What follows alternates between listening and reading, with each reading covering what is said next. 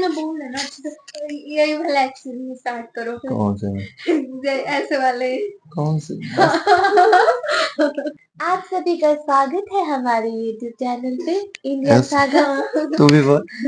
मेरे को नहीं आता बोलना, मेरे अंदर इतना भी टैलेंट नहीं है। तो तेरे को कई बार होस्ट तो करना पड़ेगा, कर लेगी ना? हाँ, आज हरमन से ही करो। बोल। नहीं, मेरे को अरे जैसे याद होगी, स्टोरी नहीं करनी, इसको एक दो लाइन बता दो क्या बोल। आप लोगों ने सीरीज पहले स्टार्ट कर रहा है, क्योंकि मैं तो फर्स्ट टाइम देख रही हूँ। उसका 52 पार्ट है जिसे हम करने जा रहे हैं, तो स्टार्ट करते हैं वीडियो। लेकिन आगे बढ़ने से पहले आप लाइक शेयर करना, और जो मेरे बारे में बोलना है वो तो बोल ही लियो। तो ऐसे अरे मेरे को याद नहीं, आप ही करो, मुझे शर्म आ रही है। चल नेक्स्ट पार्ट में कर लियो। तो दोस्तों आप सबका एक बार इस वाला एक्शन में क्यों बोल रहे हो? वही वाला एक्शन में बोला, ऐसे मैं ये कैसे बोलूंगी यार? निखिल भैया 2.0। तो हेलो दोस्तों, आप सबका एक बार फिर से स्वागत है हमारे YouTube channel the Indian saga पर। ठीक। हेलो गाइस, तो जो निखिल भैया है ना, उनको किसी काम से ना गुजरात जाना था, तो इसलिए हम ना उनके जुड़वा भाई को लाए हैं, निखिल भैया 2.0। ये ना अमेरिका से आए हैं, इसलिए जो इनका एक्सेंट है ना, वो जो हमारे असली निखिल भैया है उनके एक्सेंट से थोड़ा अलग है, लेकिन ये दोनों एक दूसरे की तरह बिल्कुल सेम दिखते हैं। तो आप कंफ्यूज मत हो जाना, इनके एक्सेंट से समझ जाना। तो दोस्तों फिर अब जो वीडियो को हम करने जा रहे हैं रिएक्शन, वो मोहम्मद सबके लिए सीधे उसका पार्ट 52 है। और आगे बढ़ने से पहले आपको एक बात बतानी बड़ी जरूरी है। आप लोगों ने बहुत वेट किया, 3-4 दिन हो गए। हमने कहा था फेस्टिवल, आपने कहा ठीक है, मैंने पोस्ट भी डाली थी। बट सीरियसली हमने कल 3-4 वीडियोस बना ली थी, जिसके अंदर कुरान पारा भी था, और फुरकान कुरैशी जी की वीडियोस भी थी, और सलमान अजहरी साहब की भी थी। तो अब हमें अपलोड भी करनी थी। तो क्या हुआ कि कल मैं जैसे यहाँ पर दिवाली जैसे 2 डेज की हो गई थी, तो सेकंड डे में भी कर रहे थे, लेकिन फिर भी हमने रिएक्शन किया और हम अपलोड भी कर देते। बट एक्चुअली कुछ ऐसा हुआ बाहर, इंसिडेंट की कुछ ब्लास्ट सा हो गया। मतलब मैं आपको क्या ही प्रॉपरली बताऊं। बच्चों बता ही दो। इस बच्चे ने कुकर में 200 बम भर के फोड़ पूरा ब्लास्ट कर दिया, और आसपास के सारे घर हिल गए। तो और हमारा उस दौरान हमारा फोन हमारे हाथ में था, और वो छूट गया। इतना भयानक धमाका था वो। जो मेन था जिससे हम रिकॉर्ड करते थे, जो स्पेशली हमने न्यू लिया था, और मतलब जो सिर्फ रिकॉर्डिंग के लिए ही यूज किया जाता था, तो वो भी टूट गया। तो वो हमने अब ठीक करवाने दिया हुआ था। तो वो उसी के अंदर सारा डाटा था, सब कुछ था, जो कि हम आगे उससे एडिटिंग निकाल कर सब कुछ करते थे। तो इसीलिए मैं नहीं कर पाया, नहीं तो आपको कल 3 वीडियोस मिल जाती।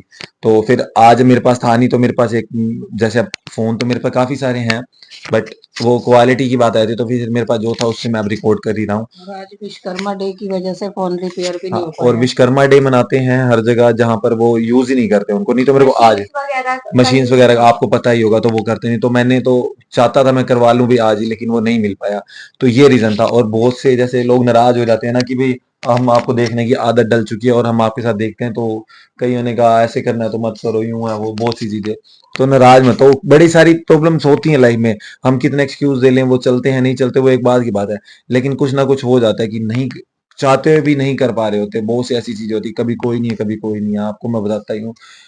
तो कभी कभार हो जाता है, बट अब भी इन बिटवीन कोई त्योहार है आगे नहीं, कल भैया दूज है बस। लेकिन फिर भी रिकॉर्डिंग कर सकते हैं ना, वो तो थोड़ी देर की बातें होती है वो तो बस यही है कि अब आगे तो है नहीं कोई, तो इसलिए कॉन्टिन्यूसली हम रहेंगे उन चीजों में एक्टिव। बहुत बड़े सारे काम भी होते हैं।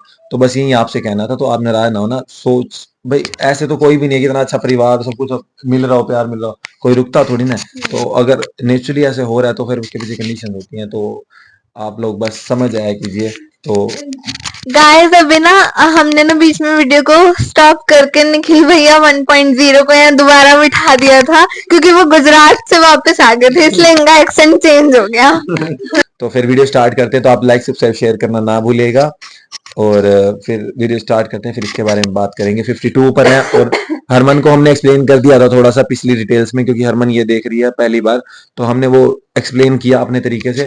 और आगे अब जो फाइट्स वगैरह का आगे दौर है वो हम देखने जा रहे हैं, और उससे रिलेटेड भी वीडियोस हम करेंगे। बाकी जो हो रखी है वो मैं कल अपलोड कर दूंगा, जैसे कुरान पारा हो गया और वो चीजें, और फुरकान कुरैशी जी के लोग, सारी जो जो वीडियोस में पड़ी है वो सारी मैं कर दूंगा।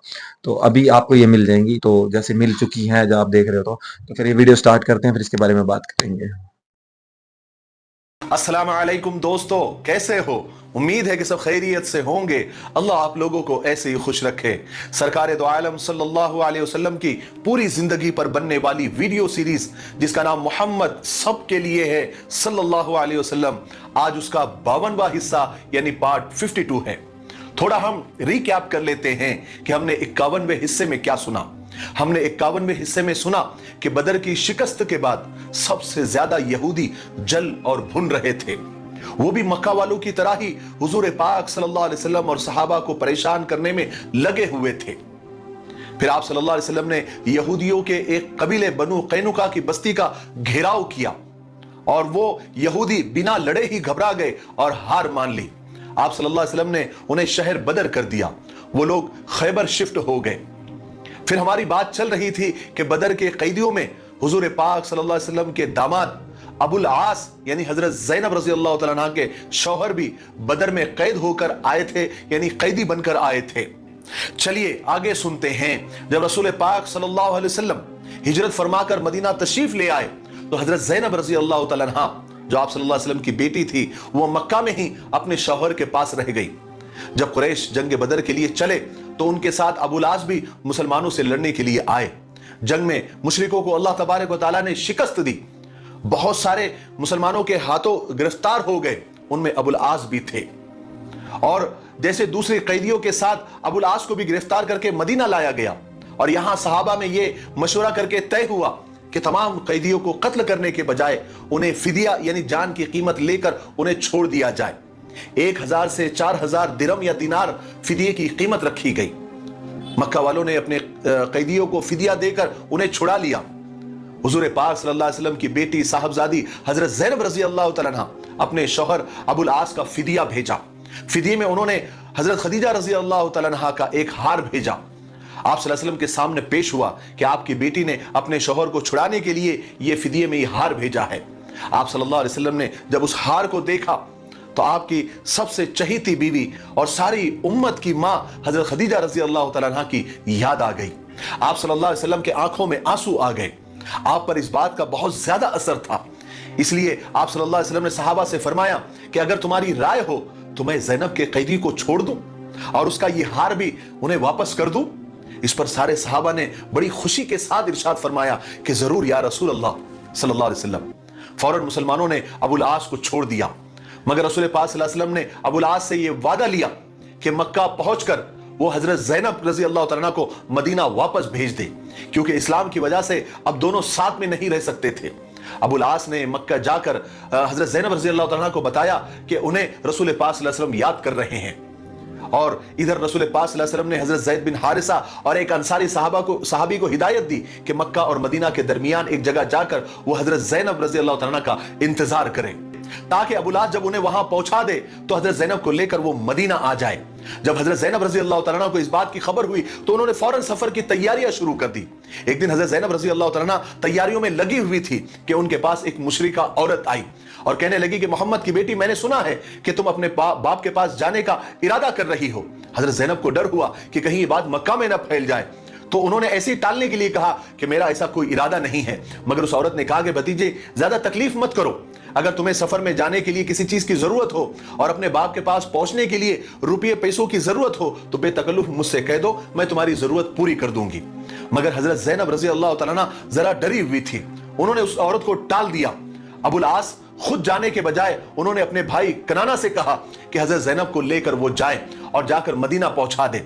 फिर एक दिन हजरत ज़ैनब तैयार हो गई तो कनाना भी तीर और कमान लेकर आ गया और हजरत ज़ैनब रज़ी अल्लाह तआला के लेकर मदीना के लिए रवाना हुए। कुरैश को जब यह मालूम हुआ कि रसूल पाक सल्लल्लाहु अलैहि वसल्लम की साहबजादी मदीना जा रही है तो वो ऐसे आसानी से कैसे जाने दे सकते थे, वो तो ऐसे मौकों की तलाश में रहते थे।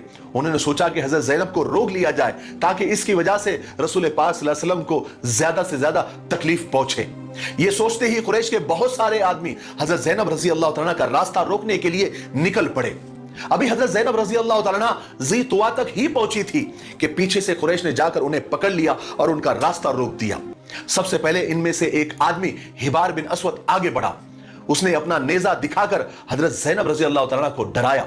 हजरत ज़ैनब रज़ी अल्लाह तआला ऊंट के औदज पर बैठी हुई थी। जैसे हिबार ने उन्हें नेजा दिखाकर डराया फौरन कनाना ने अपना तीर कमान निकाल लिया और उसका रुख कुरैश की तरफ करके कहा कि खुदा की कसम, मेरे सामने अगर कोई आएगा तो यह तीर उसके आसपास हो जाएगा। उसी वक्त अबू सुफियान आगे आए और उन्होंने कनाना से कहा कि भाई जरा अपना तीर अपने पास ही रखो ताकि मैं कुछ बात कर सकूं। कनाना ने फौरन अपना तीर कमान नीचे कर लिया और अबू सुफियान से पूछा कि कहो क्या कहना चाहते हो। अबू सुफियान ने उनसे कहा कि जो कुछ तुमने अभी किया और जो कर रहे हो, तुम इस औरत को मक्का के सरदारों के मर्जी के बगैर खुल्लम खुल्ला लेकर निकल आए। हालांकि तुम्हें मालूम होना चाहिए कि मोहम्मद की वजह से, यानी इनके बाप की वजह से हम पर कितनी बड़ी बड़ी मुसीबतें और तबाहियां आई हैं, और तुम ऐसे आदमी की बेटी को हमारे सामने खुल्लम खुल्ला लेकर जा रहे हो। लोग क्या सोचेंगे, हमारी तो रुसवाई हो जाएगी। वैसे खुदा की कसम, हम नहीं चाहते कि इसको इसके बाप से जुदा करें और यहां पर इसे रोक कर रखे, ना हमें इसकी जरूरत है, बल्कि हम तो सिर्फ इतना चाहते हैं कि इस वक्त तुम इन्हें मक्का वापस लेकर चलो। और जब लोग इस बात को भूल जाए और समझने लगे कि हम सरदारों ने इसे वापस लेकर आए हैं, तब तुम किसी दिन चुपके से लेकर इसे निकल जाना और इसे उसके बाप के पास पहुंचा देना। कनाना की भी बात समझ में आ गई। वो हजरत ज़ैनब को लेकर मक्का वापस आ गए।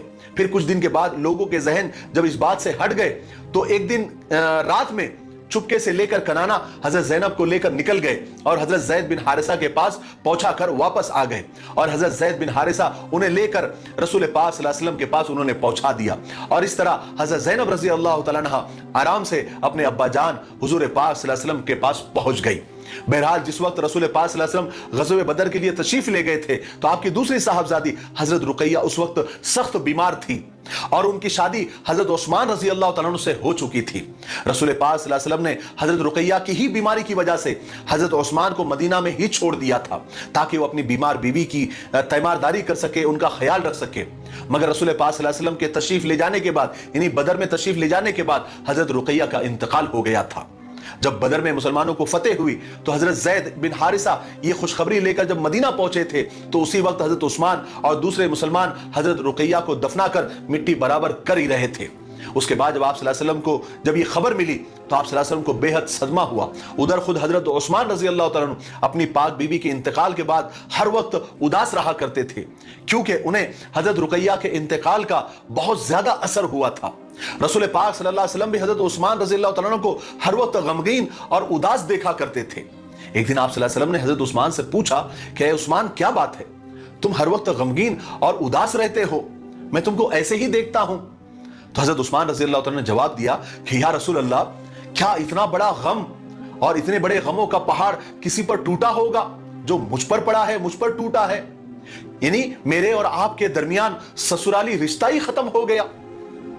हजरत उस्मान रज़ी अल्लाह तआला ये बात कह ही रहे थे कि आप सल्लल्लाहु अलैहि वसल्लम ने उनसे फरमाया कि अभी जिब्राइल मेरे पास अल्लाह का हुक्म लेकर आए हैं कि मैं रुकैया की बहन उम्मे कुलसुम का निकाह तुमसे कर दूं। उसके बाद आप सल्लल्लाहु अलैहि वसल्लम ने अल्लाह के हुक्म के मुताबिक अपनी दूसरी साहबजादी हजरत उम्मे कुलसुम का निकाह हजरत उस्मान रज़ी अल्लाह तआला से कर दिया। इस शादी के कुछ दिन के बाद आप सल्लल्लाहु अलैहि वसल्लम हजरत उम्मे कुलसुम के पास तशरीफ ले गए और उनसे पूछा कि बेटी, तुमने अपने शौहर को कैसा पाया? तब हजरत उम्मे कुलसुम रजी अल्लाह तआला ने जवाब दिया कि अब्बा जान, मैंने अपने शौहर को बहुत अच्छा और बहुत अफजल पाया। तब आप सल्लल्लाहु अलैहि वसल्लम ने फरमाया था कि बेटी, क्यों ना हो, लोगों में तुम्हारे और दादा इब्राहिम अलैहिस्सलाम और तुम्हारे बाप मोहम्मद से ज्यादा वो मुशाबे हैं। और इस तरह रसूल पाक सल्लल्लाहु अलैहि वसल्लम ने हजरत उस्मान से अपनी दो बेटियों का निकाह करके उन्हें इज्जत बख्शी। हजरत उम्मे कुलसुम रजी अल्लाह तआला की यह शादी हिजरत के तीसरे साल यानी सन 3 हिजरी में हुई। इसके अलावा भी रसूल पाक सल्लल्लाहु अलैहि वसल्लम ने अल्लाह तबारक व तआला के हुक्म से खुद भी बाद सहाबा के घरानों में शादी बियाह के रिश्ते पैदा किए। उसके बाद तो सहाबा के साथ आपका ताल्लुक और ज्यादा मजबूत और गहरा हो गया। मक्का में हजरत खदीजा रजी अल्लाह तआला का इंतकाल हो गया था तो आप सल्लल्लाहु अलैहि वसल्लम ने हजरत सौदा बिनते जमा और हजरत अबू बकर सिद्दीक रजी अल्लाह तआला की साहबजादी हजरत आयशा रजी अल्लाह तआला से निकाह किया था। निकाह के बाद तो हजरत सौदा रजी अल्लाह तआला रुखसत होकर आप सल्लल्लाहु अलैहि वसल्लम के घर आ गई थी, लेकिन अभी तक हजरत आयशा रजी अल्लाह तआला की रुखसती नहीं हुई थी, इसलिए कि वो उस वक्त बहुत छोटी थी। उसके बाद हिजरत का हुक्म हुआ तो आप सल्लल्लाहु अलैहि वसल्लम मदीना तशरीफ लेकर आए और यहां पर सब मुहाजिर और जितने भी लोग थे वो सब जम गए और सबके रहने सहने का अच्छा खासा इंतजाम भी हो गया। तो हिजरत के तकरीबन 6-7 महीने के बाद एक दिन हजरत अबू बकर सिद्दीक रजी अल्लाह तआला अन्हु हुजूर पाक सल्लल्लाहु अलैहि वसल्लम की खिदमत में हाजिर हुए और फरमाया कि या रसूल अल्लाह, आप अपने घर वालों को अपने पास क्यों नहीं बुला लेते। इससे हजरत अबू बकर सिद्दीक रजी अल्लाह तआला अन्हु का मकसद ये था कि आप हजरत आयशा को रुखसत करा के अपने घर क्यों नहीं बुला लेते। तो आप सल्लल्लाहु अलैहि वसल्लम ने फरमाया कि महर की वजह से।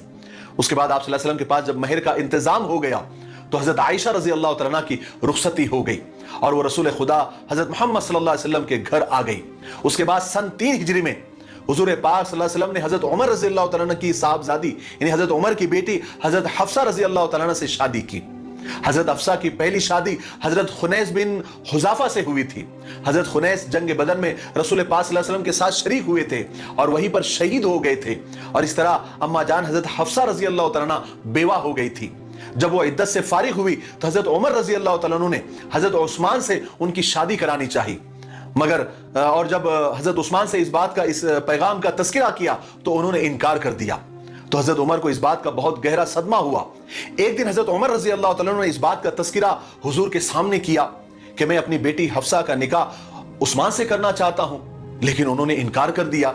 इस पर आप सल्लल्लाहु अलैहि वसल्लम ने फरमाया कि उस्मान को तुम्हारी बेटी से अच्छी बीवी मिल गई है और तुम्हारी बेटी को उस्मान से अच्छा शौहर मिल गया है। चुनांचे रसूल पाक सल्लल्लाहु अलैहि वसल्लम ने हजरत उस्मान गनी से अपने साहबजादी का निकाह कर दिया और हजरत हफ्सा से अपना निकाह करके उन्हें सारी उम्मत की मां बना दिया और उनका मर्तबा कहीं से कहीं पहुंचा दिया। इस तरह हजरत उमर रजी अल्लाह तआला की सारी परेशानियां और सारे गम धुल गए और उनकी खुशी का तो कोई ठिकाना ही नहीं रहा। फिर इसी रमजान में आप सल्लल्लाहु अलैहि वसल्लम ने हजरत ज़ैनब बिनते खजीमा से निकाह किया। उनके शौहर भी जंग बदर में शहीद हो गए थे। रसूल पाक सल्लल्लाहु अलैहि वसल्लम ने उनसे निकाह करके उम्मत के लिए एक मिसाल कायम की कि बेवाओं की तरफ से बेतवज्जो नहीं रहना चाहिए, उनका इंतजाम कर देना चाहिए। और हजरत ज़ैनब बिनते खजीमा एक नेक खातून थी, उनका लक़ब उम्मुल मसाकीन था। फिर इसी साल आप सल्लल्लाहु अलैहि वसल्लम ने अपनी साहबजादी हजरत फातिमा का निकाह हजरत अली के साथ कर दिया और यह निकाह रजब या रमजान के महीने में हुआ था। जब हजरत अली रजी अल्लाह तआला अन्हु और हजरत फातिमा रजी अल्लाह तआला अन्हा की निकाह की बात चल रही थी, रिश्ते की बात चल रही थी, तो आप सल्लल्लाहु अलैहि वसल्लम खुद अपनी बेटी के पास तशरीफ लाए थे और फरमाया कि अली ने तुम्हारे लिए रिश्ता भेजा है, तुम्हारा क्या कहना है। हजरत फातिमा खामोश रही। फिर आप सल्लल्लाहु अलैहि वसल्लम ने फरमाया कि बेटी, हमारे चचा के बेटे अली ने तुम्हें अपना निकाह का पैगाम दिया है, बताओ तुम्हारी मर्जी क्या है। हजरत फातिमा रजी अल्लाह तआला अन्हा शर्म के मारे रोने लगी और फरमाया कि जिस बात पर अल्लाह और उसका रसूल राजी हो, मैं भी उस पर राजी हूं। जब हजरत फातिमा रजी अल्लाह तआला अन्हा का निकाह हुआ उस वक्त हजरत फातिमा की उम्र 15 साल की थी और हजरत अली की उम्र 21 साल 5 महीने की थी और इन दोनों का निकाह आप सल्लल्लाहु अलैहि वसल्लम ने खुद पढ़ाया। और फिर निकाह का खुतबा पढ़ाने के बाद आप सल्लल्लाहु अलैहि वसल्लम ने फरमाया कि मुझे अल्लाह ने हुक्म दिया है कि मैं 400 मिस्काल चांदी के इवज फातिमा और अली का निकाह पढ़ा दूं, क्या अली तुम्हें मंजूर है। हजरत अली ने फरमाया कि मुझे मंजूर है। इस तरह यह मुबारक शादी इंतहाई सादगी के साथ मुकम्मल हुई। आज के लिए इतना काफी है, इसलिए अब हम यहीं पर रुकते हैं क्योंकि वीडियो अब ज्यादा लंबा हो रहा है। आने वाले 53वें हिस्से में यानी पार्ट 53 में हम जंग ओहद के वाकयात सुनेंगे कि जंग ओहद क्यों हुई, उसका रीजन क्या था, उसकी वजह क्या थी और उसका नतीजा, उसका रिजल्ट क्या हुआ। जंग ओहद भी एक बहुत बड़ी जंग थी। पूरी उम्मत को, कयामत तक आने वाले इंसानों को जंग ओहद से एक बहुत बड़ा सबक मिला है। वो इंशाअल्लाह हम आने वाले पार्ट्स में हम सुनेंगे। और फिर मुझे बात करना है क्विज कंपटीशन के ताल्लुक से। तो दोस्तों ये था पार्ट 52 और एक्चुअली इसके अंदर सारे मेरे हिसाब से जो बात हुई है ना, पता है क्या, ये सारा का सारा जो अभी का मोड भी चल रहा है ना, एक तरह से जैसे पूरी, जैसे कहते हैं ना, डायरेक्टर ने पूरी की पूरी वो रच रखी हो, जैसे परमात्मा ने पूरी रच रखी हो। इसके अंदर इमोशंस भी हैं, उसके अंदर फाइट्स भी चल रही हैं, उसके अंदर लोगों के जज्बातों का भी पता लग रहा है, किस लोगों के व्यवहार का, मतलब किस तरीके से लोग मतलब एक दूसरे के साथ बिहेव करते हैं, उस चीज का पता चल रहा है। और बेसिकली इस चैप्टर के अंदर सबके रिलेशंस का पता चल रहा है, शादियों का पता चल रहा है कि कैसे कैसे कौन सी शादियां क्यों क्यों हुई। और यहाँ पर जब बेवा वाली शादी की बात हुई थी, बेवा मींस जिनके हस्बैंड्स की डेथ हो चुकी होती है, ठीक है, तो उस वक्त के, हाँ विडो की, तो उस वक्त के अकॉर्डिंग जो डिसीजन लेने पड़ते थे वो उसकी बात कर रहे हैं, ना कि आज के अकॉर्डिंग। क्योंकि उस वक्त अगर वो हम आज भी लागू करें, जैसे वीडियोस को बीच में नहीं सम्मान मिलता था, घर में इस तरीके से पड़े रहना या वो करना, तो इस बेस पर कि उसको दोबारा इज्जत मिल जाए, सब कुछ मिल जाए, तो उनकी शायद शादी दोबारा कर दी जाती थी। उन्हें वीडियो ही ना रहने दो, उनकी शादी कर दो, उन्हें एक लाइफ दे दो, भाई वो क्यों ऐसे बन के रहे। तो इसी बेस पर मोहम्मद जी ने, जो मोहम्मद थे उनकी वाइफ थी, उनका नाम था खदीजा। उनकी वाइफ सबसे जो फर्स्ट वाइफ थी उनका नाम खदीजा था, जो उनसे एज में बड़ी थी, डबल एज थी वो थी। तो उनकी एक शादी थी जो उन्होंने 50 साल की उम्र तक जिंदा थी। उसके बाद ये दोबारा जब होगी थी ना एज, तो उनको जैसे उन्होंने अपनी बेटी खुद, जो इनके जैसे एक तो इनके वो थे अबू बकर सिद्दीकी, इनके फ्रेंड थे, और ये जो अली की बात करी है, जो हजरत अली, ये इनके चाचा जी के लड़के थे, और बाकी इनके फ्रेंड्स वगैरह थे, और जैसे हजरत उमर हो गए इनके दोस्त थे। तो एक्चुअली इनके वो भी थे, जैसे हमारे में गुरु और शिष्य होते हैं वो वाली परंपरा, वो भी थे, प्रॉफिट थे, तो उनकी वो नीचे उम्मत में आते हैं, ठीक है, उनसे रिलेटेड थे। तो ये सारा किस्सा फाइट के बाद का है कि जो इन बिटवीन सारी चीजें हो रही थी, और जो शुरू में हुआ था, जैसे एक फाइट जीत ली, जंग ए बदर, मतलब एक बदर प्लेस था एक जहाँ पर एक फाइट हुई थी, जो जिनको इन्होंने सबसे पहले जीता था। तो उसके बाद जो अब तो वो कुरैश की बात बोले थे ना, कुरैश कबीला था, मक्का में एक कबीला था कुरैश। कुरैश के अंदर मोहम्मद साहब पैदा हुए थे, और ये सब भी वहीं के थे। तो वो खदीजा इनकी वाइफ भी वहीं की थी, तो ये सारा किस्सा वहीं था। तो ये जब मक्का से मदीना गए ना, तो उस वहां जाने को जैसे माइग्रेशन कहते हैं ना, माइग्रेशन हुई थी, तो इनकी लैंग्वेज में उसको हिजरत कहते हैं, ठीक है। तो इसीलिए जब हिजरत पहली बार उन्होंने करी थी, मतलब ये माइग्रेट करके गए थे ना, तो जो आज हम कहते हैं इस्लाम 1400 साल पुराना है, तो वहां से इन्होंने एक तारीख लिखी थी कि भी इस्लाम अब जिस हिसाब से चलने वाला है, तो उसकी वो हम हिजरी के अंदर लिखेंगे कि माइग्रेशन के साल से आने वाली सदियां जितनी भी होंगी, तो वो माइग्रेशन से अब तक के जितने 1400 साल हुए ना, तो इसीलिए लोग कहते हैं कि 1400 साल हुए मुस्लिम को, क्योंकि मोहम्मद साहब की माइग्रेशन हुई थी वहां से। जबकि इस्लाम कई हजार साल पुराना है। मतलब ये एग्जिस्टेंस इनकी पहले की थी। तो अब हजरत उमर भी हुआ है, मतलब हजरत एक रिस्पेक्टेड वर्ड है, जिनके आगे हजरत वर्ड लगा रहे हैं ना, हजरत मीन्स एक रिस्पेक्ट का वर्ड है, जैसे हम श्री श्री लगाते हैं जैसे हम, तो ऐसे ही हजरत लगाते हैं, ठीक है। तो ये इन रिस्पेक्ट देने के लिए। तो बाकी गजवे बदर हुई, ठीक है, उसके अंदर इनकी सेकंड बेटी रुकैया थी, जिनकी वो डेथ कह थे कि होगी, तो उनके हस्बैंड थे उस्मान, ठीक है। तो उनकी दोबारा शादी हुई थी उस्मान की, उस्मान से उन्होंने अपनी दूसरी बेटी फिर शादी कर दी थी, दूसरी बेटी की, ठीक है। तो अब जो हजरत उमर थे उनकी बेटी की भी शादी करनी थी, तो उन्होंने कहा था कि भाई मैं इनसे कर देता हूँ, उस्मान से ही, जो उनके दामाद थे मोहम्मद साहब के। तो फिर वो उन्होंने मना कर दी, तो फिर मोहम्मद साहब ने ही उनसे शादी कर ली थी।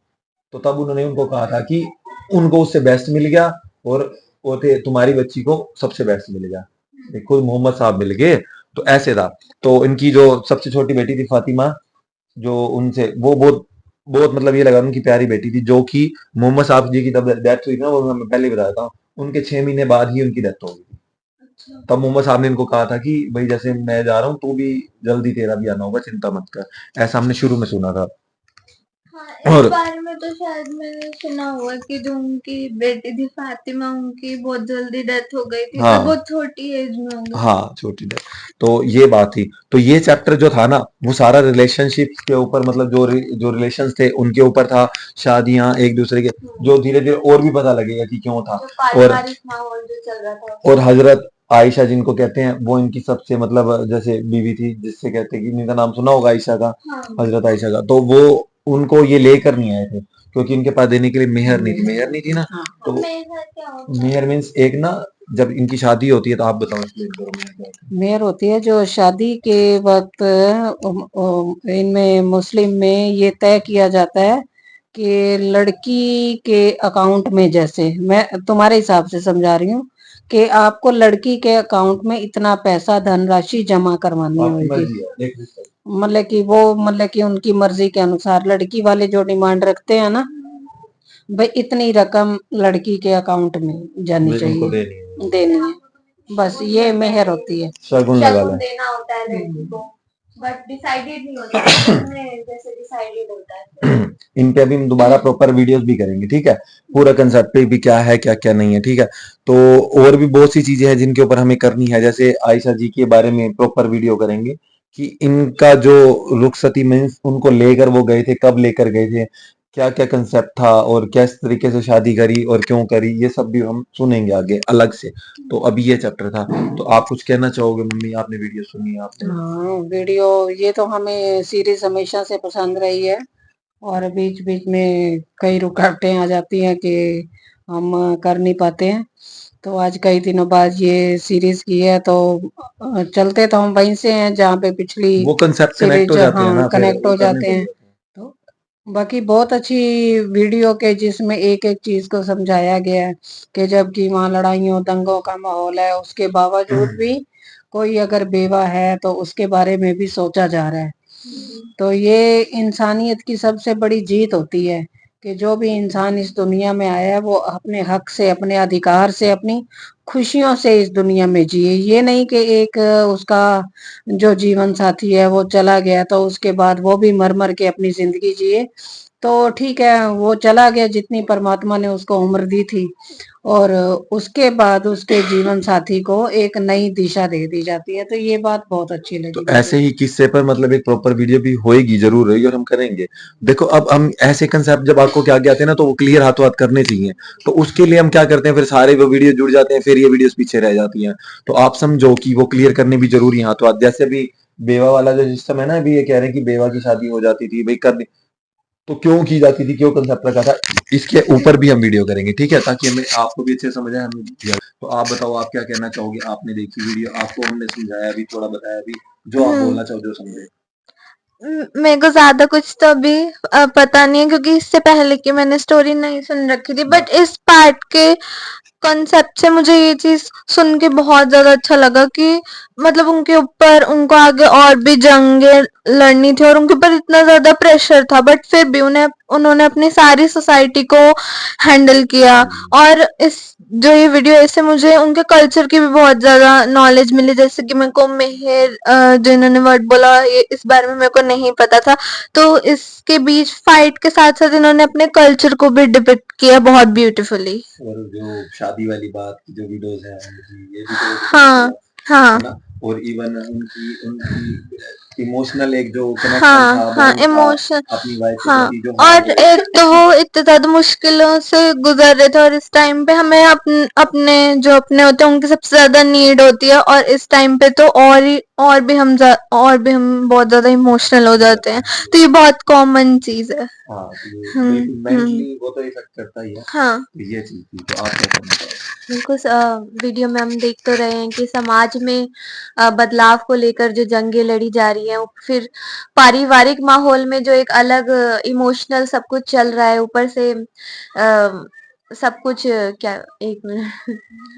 नहीं मतलब आप ये बताओ ना कि जिस तरीके से अब मेनली वीडियो तो इस टॉपिक पर ही थी कि रिलेशन कैसे संभाले जाएं, जैसे कि हरमन ने भी कहा कि वो माहौल इस तरह का हो जाता है कि उस हाँ कल्चर के बारे में वो उन चीजों को ध्यान में रख के सोसाइटी को भी अपनी सबको कंट्रोल करके एक दूसरे को रिश्ते समझा के अपनी बेटी से जाकर पूछना कि आप बताओ आपकी क्या राय है। ऐसे हमने पहले भी सुना था कि बिना बोले नहीं मानते थे। एक चीज मैं ये भी कहना चाहूंगी कि मतलब जैसे एक तो इतना फाइट का माहौल है और उनका ये रिश्ते का इस बारे में पूछना, ये सारी रस्में करना, ये उनके लिए कितना टफ होगा। मतलब सिक्योरिटी भी उनके आसपास की मेंटेन करना, क्योंकि जो उनके अपोजिशन के हैं वो कभी भी उनके ऊपर आके अटैक कर सकते हैं, लेकिन तब भी उन्होंने सोसाइटी की केयर की। और मतलब क्या कहते हैं, उन्हें जो विडोज थे उनकी बहुत ज्यादा चिंता थी, तो ये बहुत ज्यादा कमेंटेबल है। हाँ, बिल्कुल, कुरान पारा में तो हम सुन ही रहे हैं कि लड़कियों के हक को लेकर कितना सब कुछ डिसाइडेड है कि बेटियों के क्या हक है, बहुओं के क्या हक है, पत्नियों के क्या हक है, बहनों के अलग हक है। तो सब चीजें वहाँ हाँ। हर हर लड़कियों के तो सारे हक, लड़कों को तो हक मिलते ही हैं, पर लड़कियों के हक कई बार मारे जाते हैं। लेकिन कुरान पारा से हमें पता लगा कि हर किसी के, पूरी इंसान को इंसान तौर पर उनके हक मिले हैं रिश्तों के मुताबिक। और जैसे कि इसमें ही हमने देखा है कि उनसे शादी की पूरी रजामंदी मांगना और उनकी विडो की, अपनी बेटी की विडो की शादी करना, तो ये हक उनको मिले, वो रिस्पेक्ट मिलनी, क्योंकि विडो जाना कोई गुनाह नहीं है, ये तो ऊपर वाले के हाथ में होता है कि किसका कितना समय लिखा है। लेकिन जो बेचारा पीछे रह गया है इंसान, उसको किस तरीके का तिरस्कार झेलना पड़ता है, जबकि उसमें इसकी कोई गलती नहीं है। तो वापस से उसको समाज में एक रिस्पेक्ट दिलवाना और उस ओहदे पर खड़ा करना जहाँ पे वो रिस्पेक्टफुली और इंडिपेंडेंट एक जीवन जी सके। तो इवन इवन इवन सिर्फ उनके लिए नहीं, जैसे अब वो ओस्मान भी थे, हाँ उनकी जो डॉटर से शादी हुई थी, उनकी डेथ हो गई थी रुकैया की। हाँ सुन, रुकैया की डेथ हो गई थी, उन्हें हजरत रुकैया की। तो उन्होंने कहा कि मेरा आपसे रिलेशनशिप ही टूट गया, मतलब रिलेशन ही टूट गया, कि जो ससुर भाई मेरा आपसे जो हाँ दामाद और उसका संबंध था। उन्होंने कहा कोई बात नहीं, फिर उन्होंने अपनी दूसरी बेटी की भी शादी करी उनसे, ताकि एक कनेक्शन, एक रूहानियत वो जुड़ी रहे, सब कुछ और जुड़ी रहे। जिन्होंने जिन्होंने शादी की थी, सबसे ज्यादा मुश्किल बात तो उनके लिए भी है कि मतलब उन्होंने जो उनकी वाइफ की डेथ हो गई थी, उन्होंने इस बारे में नहीं सोचा, और ना कि मतलब अभी डेथ हो गई तो मैं दूसरी शादी नहीं कर सकता। उन्होंने पहले सोसाइटी के बारे में सोचा कि उनकी लाइफ में क्या हो रहा है, उन्होंने भाई अपनी लाइफ सेकेंडरी हाँ, तो देखी। वो कॉमन सी बात है ना, एक जब हाई लेवल पे बैठने वाले बंदे होते हैं ना जो, तो उनकी जो, उनको देखकर लोग बदलते हैं, हाँ क्योंकि वो उनके इस टाइम इस एक हीरोइक लेवल पर थे, वो उनके लिए, सबके लिए। तो वो जिस तरह का व्यवहार वो करेंगे वैसा ही वो करेंगे। इसलिए मोहम्मद साहब खुद भी अपनी बेटी की बात पूछकर बता रहे थे कि आपको राजी हो कि नहीं हो, अगर वो ऐसा बिहेव करेंगे तो आने वाले लोग भी तो करेंगे। तो ये इसलिए जरूरी होता है करके दिखाना, तो वो इस वो तरीके से कर वैसे भी कहा गया है कि जिस समाज में औरतें ज्यादा खुश होती हैं, वो समाज उतना ही ज्यादा उन्नति करता है। ये तो है ही है। और बाकी सब चीजों का ख्याल रखा जा रहा था, और काफी रिश्तों से भरा हुआ ये एपिसोड, मतलब ये लगा लो ये किस्सा था, और काफी ज्यादा मतलब इमोशनली भी था, और थोड़ा बहुत जंग का भी था, और लोगों के गलतपन का, मतलब एक तरह से पूरा हर चीज इसके अंदर है जो एक जिंदगी को सिखाती है। तो मैं यही कहना चाहूंगा कि जिस तरीके से हम इस चीज को लेकर समझ सकते हैं ना, और हमें समझने की जरूरत है। आप तो एज ए मुस्लिम आप समझते ही हो, ठीक है, एज ए नॉन मुस्लिम हमारे लिए जो समझना जरूरी है, ताकि हम दो, कहते हैं ना, दो दीवारों के बीच का हम वो एक वो बन पाए, जिससे कि दोनों तरफ से जुड़ाव बना रहे। तो वो चीज शायद हम लोग भी कर पाए, क्योंकि हमें अगर नॉलेज होगी तो हम वो कंपैरिजन डालकर हम औरों को समझा पाएंगे, कि जो जिस तरीके पे आप समझाओगे वो कहेंगे नहीं नहीं तुम तो ऐसे बोल रहे हो, हम नहीं समझ रहे। जैसे हमारी सोसाइटी में एलिगोरी नाम की चीज अब आई है, जिसमें जो हम अपनी कंट्री को क्या कहते हैं एज ए विमेन डिपिक्ट करते हैं। तब ये चीज आई भी नहीं थी, तब भी उनका जो माइंड सेट था इतना ज्यादा ऊंचा था कि उनको अपने सोसाइटी का बहुत ज्यादा ध्यान था। उस वक्त ना, आज से कई साल पहले, तो कि नहीं, मतलब वही वही मैं कह रहा हूँ आपको, एज नॉन मुस्लिम जो हम बात समझते और कर सकते हैं, या हम लड़ाई के बीच में किसी दूसरे के थॉट्स को बता सकते हैं, वो एक कम्युनिटी या एक साइड का एक घर का बंदा नहीं कर सकता। जैसे दो परिवारों के बीच में, मतलब फैमिलीज के बीच में लड़ाई हो, पड़ोसियों के बीच में, तो तीसरा बंदा ही जो बीच की वो मीडियोकर करके कर सकता है ना। अगर मैं किसी एक परिवार की साइड हो जाऊं, तो उनके लिए मैं वैसा ही हो गया जैसे आप पहले ही थे लड़ने के लिए, तो वो मुझे भी वही चीजें बोलेंगे, और मैं उधर हो गया तो आप लोग वही बोलोगे। तो मीडियोकर जो होता है वो मेंटेन करवा सकता है, वो चीज हम सिर्फ एक क्या कहते हैं कि हम जितना प्यार बना सके, परिवार बढ़ा सके, और एक दूसरे के बीच में वो कर सके, वो हम करने की कोशिश करेंगे, जरूर करेंगे। और यही जीवन है, और इसी का जीवन मतलब नाम है भाई, हम कुछ कितना अच्छा कर पाए समाज के लिए। तो बस अभी आपसे हम इस वीडियो में तो विदा लेते हैं, ताकि हम नेक्स्ट एपिसोड रिकॉर्ड कर पाए। तो मिलते हैं आपसे जल्दी इसी मोहम्मद साहब के लिए सीरीज के नेक्स्ट एपिसोड में। तो फिर करते हैं रिकॉर्ड, उस उसकी तरफ हम चलते हैं। तो अभी के लिए इतना काफी है, तो आप लाइक सब्सक्राइब शेयर करना ना भूलिएगा। तो मिलते हैं नेक्स्ट वीडियो में, अभी के लिए इतना काफी, बाय।